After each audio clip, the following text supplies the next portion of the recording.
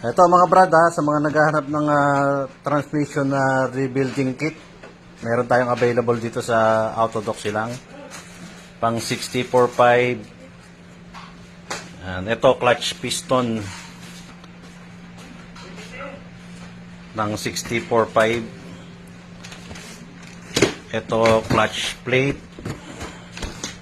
saka clutch lining 64.5. 6030 transmission rebuilding kit. 64.5 transmission rebuilding kit pang 64E yan, mga rebuilding kit natin. Pang 6030 AW55.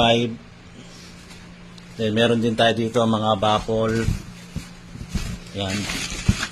Filter, transmission oil filter, baffle. Meron din tayong solenoid.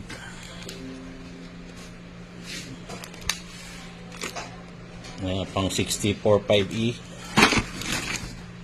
Ayan, mostly mga ano to, pang Captiva, first gen, second gen, Chevrolet Cruze, Chevrolet Sonic. Ayan, yung pang sale natin, no?